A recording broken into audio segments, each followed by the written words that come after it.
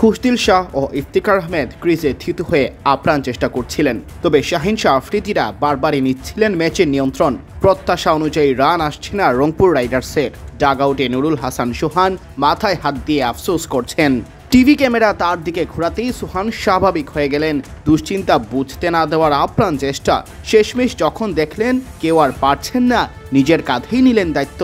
শেষ ওভারে 6 বাউন্ডারি হাঁকিয়ে 7 বলে 32 রানে অপরাজিত থেকে হারালেন ফরচুন বরিশালকে। বিপিএলে তো বটেই, টি-20 ক্রিকেটের ইতিহাসেও অন্যতম স্মরণীয় ম্যাচ।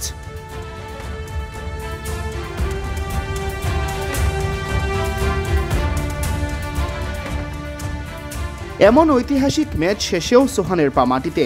দলের প্রতি আহ্বান, সবার পা যেন থাকে মাটিতে। আর সাফল্যের জন্য কৃতিত্ব দিলেন মহান আল্লাহকে। রংপুরের অধিনায়ক বলেন, যখন ক্রিজে যাই তখন আমাকে বলা হচ্ছিল এই জায়গা থেকেও ম্যাচ জেতা সম্ভব। মহান আল্লাহকে ধন্যবাদ, সব তার হুকুম। আমি খুবই খুশি, আলহামদুলিল্লাহ।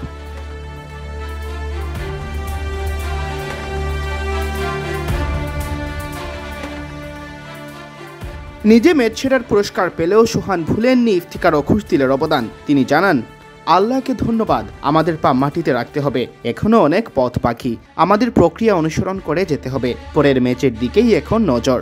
অনেক বড় টুর্নামেন্ট, আমাদের পা মাটিতে রাখতেই হবে। ইফতিকার ও খুশদিল অনেক ভালো খেলেছে, যা ম্যাচে আমাদের টিকিয়ে রেখেছে।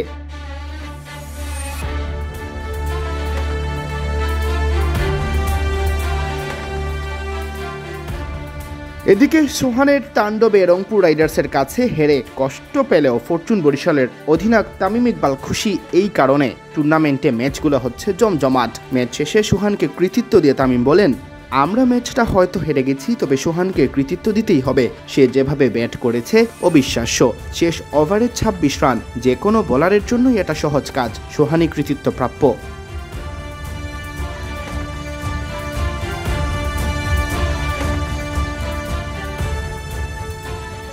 যদিও কাইল মিয়ার্সের 29 বলে করা 61 রানের ইনিংসে সহজ জয়েরই আশা করছিল বরিশাল। নাজমুল হোসেন শান্তর 41 ও তামিম ইকবালের 40 রানের ইনিংসও রেখেছে ভূমিকা। তবে তাদের প্রচেষ্টা বৃথা হয়ে গেছে রংপুর দলপতির অবিশ্বাস্য ফিনিশিংয়ে। তামিম বলেন, শান্ত আজ ভালো ব্যাট করেছে, দারুণভাবে শুরুর চাপ সামলেছে। মেয়ার্সও ব্রিলিয়ান্ট।